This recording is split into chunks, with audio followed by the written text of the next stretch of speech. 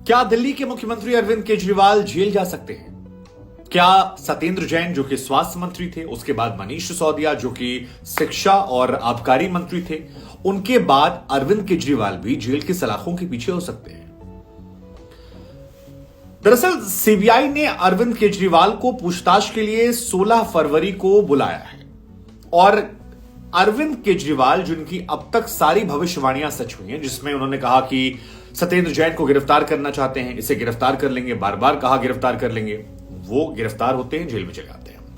उसके बाद मनीष सिसोदिया से जब पहली बार सीबीआई ने पूछताछ की, उसके बाद ईडी ने पूछताछ की, तो अरविंद केजरीवाल ने वो तारीख बता दी थी कि इस तारीख को वो जेल जा सकते हैं और उस वक्त ही ऐसा हुआ कि उन्हें पूछताछ के बाद हिरासत में लिया गया, बाद में गिरफ्तारी हो गई और ये दोनों नेता जो हैं अब तक जेल की सलाखों के अंदर हैं। अब तीसरे बचते अरविंद केजरीवाल। अब अरविंद केजरीवाल के अगर आप बयानों पर गौर करेंगे तो ऐसा लग रहा है कि बीते कुछ समय से उन्हें एहसास था कि कुछ बड़ा होने वाला, और यही वजह है कि प्रधानमंत्री नरेंद्र मोदी की डिग्री को लेकर वो लगातार बोल रहे थे और बहुत तीखा बोल रहे थे। मतलब राहुल गांधी, अखिलेश या तेजस्वी से ज्यादा तीखा अरविंद केजरीवाल बोल रहे थे, जबकि अरविंद केजरीवाल पहले डायरेक्टली मोदी पर इतना निशाना नहीं साधते थे। तो उस वक्त भी संकेत मिल गए थे कि कुछ अरविंद केजरीवाल को संकेत या सुराग मिल गए हैं और वो एक नया स्टैंड ले रहे हैं ताकि अगर कुछ हो तो ये कहा जाए कि मोदी जी ने इसलिए किया क्योंकि मैं उनके खिलाफ बोल रहा था। हालांकि इसका दूसरा पहलू यह है कि विपक्ष के तमाम नेता अब लगातार खुलकर आरोप लगा रहे हैं कि मोदी सरकार में सीबीआई, ईडी जो है वो केवल विपक्ष के नेताओं को टारगेट बनाते हैं। और अरविंद केजरीवाल ने भी यही कहा कि देखिए सारा काम धंधा छोड़कर ऐसा लग रहा है कि आम आदमी पार्टी के वो पीछे पड़ गए हैं। उन्होंने कहा कि अगर मैं ईमानदार आदमी नहीं हूं और अगर मैं बेईमान आदमी हूं तो दुनिया में फिर कोई भी आदमी ऐसा नहीं है जो ईमानदार हो सकता है। ये अरविंद केजरीवाल ने खुद को लेकर कहा।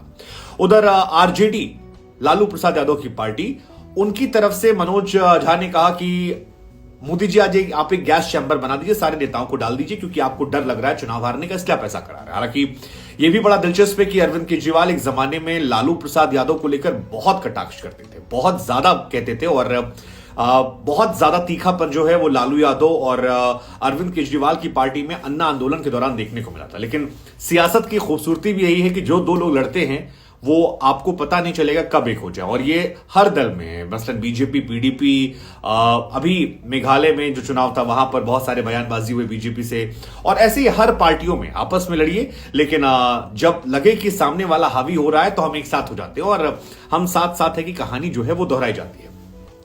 लेकिन हमें लगा इस वीडियो में हम आपको बताते हैं कि क्या है वो शराब घोटाला जिसकी वजह से सब हो रहा है और कैसे सिसोदिया और सत्येंद्र जैन की गिरफ्तारी के बाद केजरीवाल की गिरफ्तारी की गुंजाइशें बहुत ज्यादा बढ़ती नजर आ। 17 नवंबर साल 2021 को दिल्ली में नई शराब नीति को डाला गया। कहा गया कि इससे राजस्व में 9,500 करोड़ रुपए की बढ़ोतरी होगी। सरकार जो है वो इस पॉलिसी से आउट हो जाती है और प्राइवेट लोगों को इसमें मौका मिल जाता है। कहा जाता है कि 32 जोन में 849 दुकानें जो हैं उस दौरान खोल दी गई और हर जोन में अधिकतम 27 दुकानें उस दौर में रखी गई।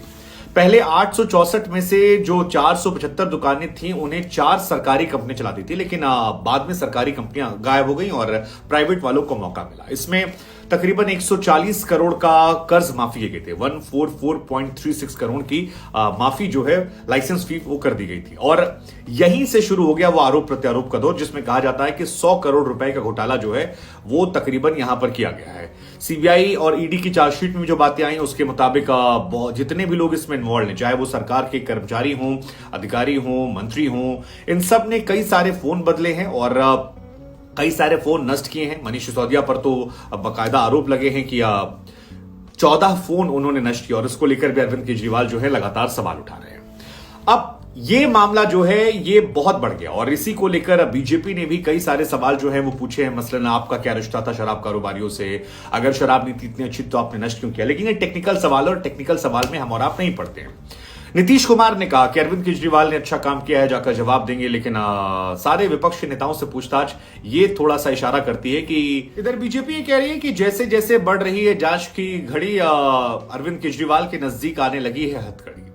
लेकिन ये मामला जो है पॉलिटिकल भी लगता है क्योंकि आम आदमी पार्टी भी इसको पॉलिटिकली यूज करना चाहती है और बीजेपी भी पॉलिटिकली यूज करना चाहती है और बीते कुछ दिनों से ऐसे संकेत लगातार मिल रहे थे। अरविंद केजरीवाल ने विधानसभा में, सदन में बहुत सारी बातें ऐसी कही जो लगा कि वो क्यों कह रहे हैं, इतना ज्यादा हार्श स्टैंड क्यों ले रहे हैं, और उसी बीच में बीजेपी के तमाम लोगों की तरफ से कार्रवाई की गई। हालांकि आम आदमी पार्टी की सबसे बड़ी ताकत जो अब से कुछ महीने पहले थी वो थी उनकी साफ सुथरी छवि, उनकी ताकत, जिसमें वो दुनिया को दिखाते थे कि जी हम कट्टर ईमानदार लोग हैं, हम स्कूल की बात करते हैं, हम स्वास्थ्य की बात करते हैं, मोहल्ला क्लिनिक खोलते हैं और हम एजुकेशन की बात करते हैं। लेकिन ऐसा लग रहा है कि उस छवि को ही डेंट किया जा रहा है, क्योंकि तीनों जो बड़े नेता गिरफ्तार हुए हैं, आपकी आम आदमी पार्टी का जो मॉडल है उसके हिसाब से स्वास्थ्य मॉडल में सत्येंद्र जैन का नाम आता है। सत्येंद्र जैन के टाइम में मोहल्ला क्लिनिक खोला गया और मोहल्ला क्लिनिक वाले सत्येंद्र जैन जेल जाते हैं, जेल में उनके मसाज की वीडियो आते हैं, बहुत सारे और वीडियोज आते हैं और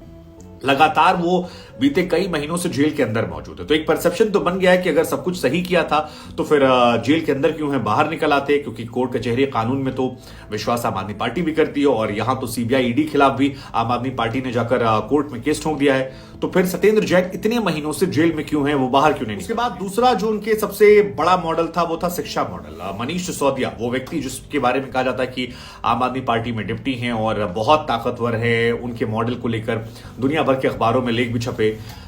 मनीष सिसोदिया को जेल डालना उस मॉडल पर एक बहुत बड़ा गहरा डेंट करना था, क्योंकि मनीष सिसोदिया को लेकर आम आदमी पार्टी कहती है कि स्कूल के बच्चे जो हैं वो भावुक हो गए हैं, नाराज हो रहे हैं, रो रहे हैं कि देखिए ऐसा है। लेकिन एक परसेप्शन बनाया बीजेपी ने कि स्कूल के शिक्षा मंत्री को नहीं बल्कि शराब मंत्री को, और पहले शराब मंत्री जिन्होंने घर घर में जो पौवा पीते थे उनके हाथ में खंभा पकड़ा दिया, ऐसे आरोप लगाकर उनको कर दिया। और अब आती है अरविंद केजरीवाल की एंट्री।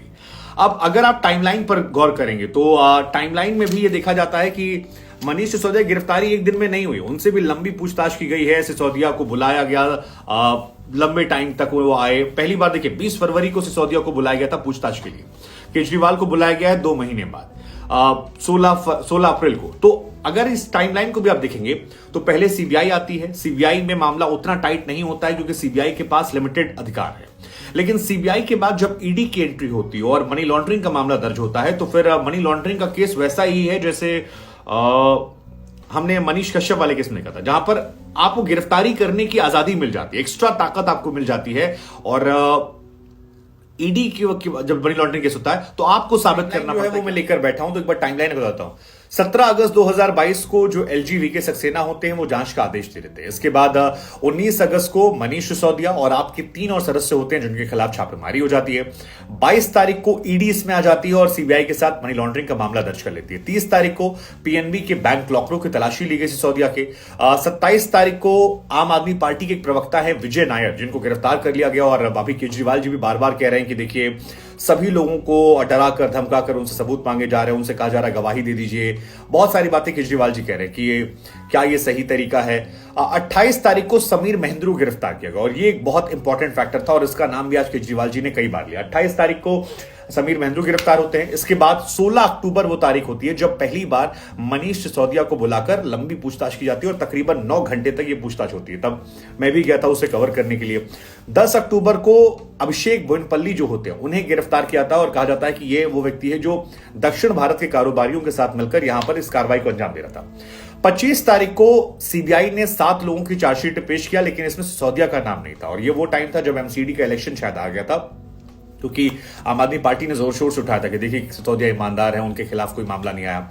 फिर 30 तारीख को मनीष सिसोदिया के एक बेहद करीबी हैं अमित अरोड़ा, उन्हें गिरफ्तार किया गया। और तेलंगाना के जो मुख्यमंत्री हैं के चंद्रशेखर राव, उनकी बेटी को भी इसमें नामजद कर दिया गया था। इसके बाद फिर 19 फरवरी को मनीष सिसोदिया को बुलाया गया, वो नहीं गए। 26 तारीख को जाते हैं और लंबी पूछताछ के बाद उन्हें गिरफ्तार कर लिया था। तो अगर ये पूरा प्रोसेस आप ट्रैक करेंगे तो इसमें 2 महीने का वक्त जो है वो दिख रहा है। अब 2 सवाल यहां पर आते हैं। एक सवाल ये कि क्या ये वाकई में ईमानदारी से की गई कार्रवाई है, नंबर 1। नंबर 2, क्या आम आदमी पार्टी इसमें इमोशनल एंगल खेल रही है। और नंबर 3, जो बहुत बड़ा सवाल लोग पूछ रहे हैं कि 2014 के बाद ईडी ने जितने भी मामले दर्ज किए हैं उसमें 80% मामले जो हैं वो विपक्ष के नेताओं पर क्यों हैं? क्योंकि ये सवाल विपक्ष लगातार पूछ रहा है। विपक्ष के कई नेता पूछ रहे हैं कि क्या ईडी सीबीआई का दुरुपयोग नहीं किया जा रहा? क्या ईडी सीबीआई बीजेपी शासित राज्यों में उस तरह से कार्रवाई नहीं करती जैसा बीजेपी के अलावा विपक्षी पार्टियां उनके यहां करती है? और अगर ये सही है तो फिर क्यों नहीं दिखाई पड़ता कि अमित शाह जी ने मेघालय में जाकर कहा कि ये भ्रष्ट हैं, बाद में कुछ नहीं हुआ। कई और पुराने नेताओं का वो नाम लेते हैं कि देखिए इतने नेता जो हैं वो खुलेआम घूम रहे हैं, ये पहले इन पे कहा चोर हैं। बहुत सारी लंबी लिस्ट है जिसमें येदियुरप्पा का जिक्र करते हैं, हेमंत बिस्वा शर्मा का जिक्र करते हैं, कहते हैं कि वो बच जाते हैं, जो बीजेपी में आता है बच जाता है।